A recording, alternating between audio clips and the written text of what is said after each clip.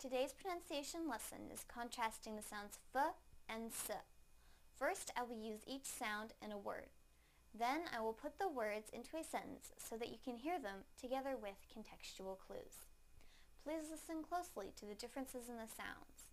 First, the f sound in the word fine, fine, fine.